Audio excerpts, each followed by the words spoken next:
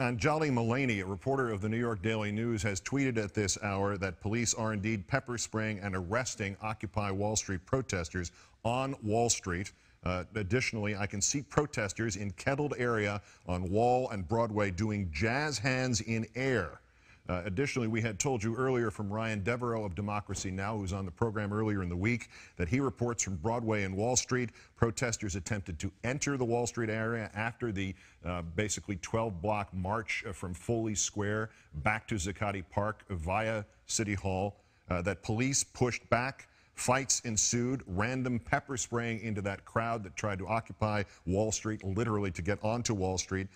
Police on horseback came out. More police showed up. Arrests were made. And Ryan Devereaux said he personally saw at least 20 people arrested. Obviously nothing close to the 700 at Brooklyn Bridge on Saturday, but barricades were knocked down. And so after an extraordinarily peaceful and accomplishment-filled day for the Occupy Wall Street protesters, as night falls in New York, it's an entirely different scene, and we're going to continue to provide you with details as they come into us here at the control desk.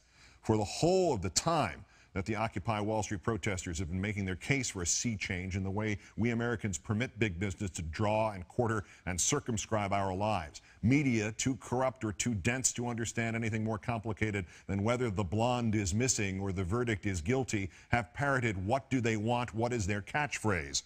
In our third story, it is not a catchphrase, but it is a declaration of what they want. That the document, which I will read in full in a moment, is not a list of laws to be repealed nor politicians to be elected, may only confuse the precocious ninth graders now passing for TV anchor newsmen these days.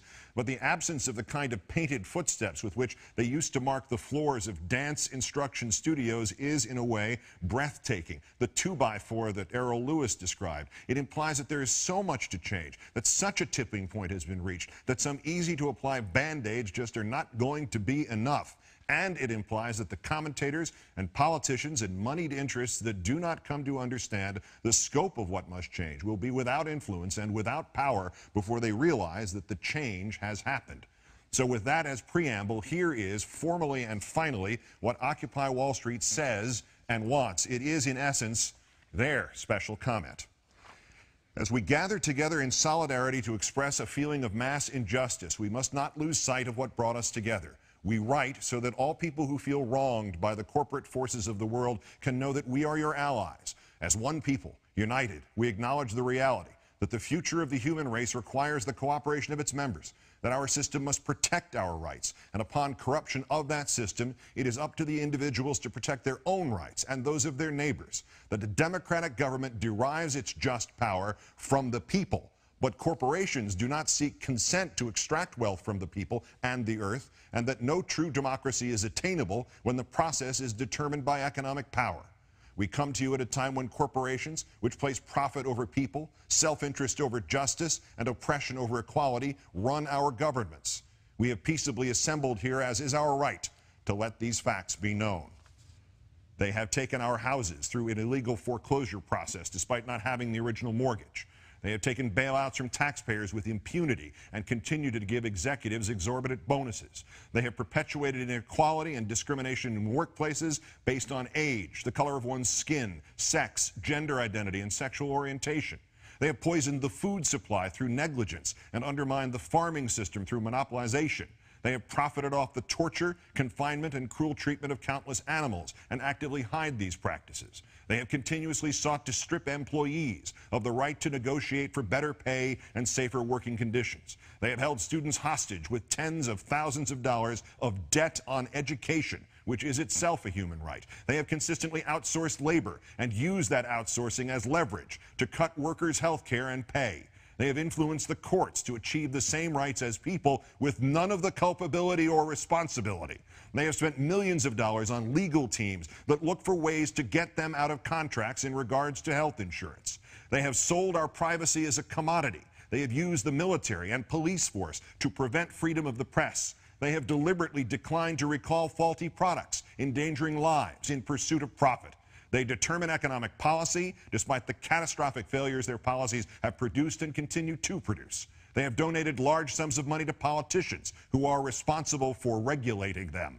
They continue to block alternate forms of energy to keep us dependent on oil. They continue to block generic forms of medicine that could save people's lives or provide relief in order to protect investments that have already turned a substantial profit.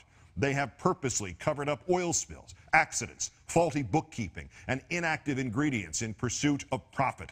They purposefully kept people misinformed and fearful through their control of the media. They have accepted private contracts to murder prisoners, even when presented with serious doubts about their guilt. They have perpetuated colonialism at home and abroad. They have participated in the torture and murder of innocent civilians overseas. They continue to create weapons of mass destruction in order to receive government contracts. To the people of the world, we, the New York City General Assembly, occupying Wall Street and Liberty Square, urge you to assert your power, exercise your right to peaceably assemble, occupy public space, create a process to address the problems we face, and generate solutions accessible to everyone. To all communities that take action and form groups in the spirit of direct democracy, we offer support, documentation, and all of the resources at our disposal. Join us and make your voices heard. The statement issued from Zuccotti Park by the General Assembly at Occupy Wall Street. We'll continue to update you on the events and the violence that ensued this evening.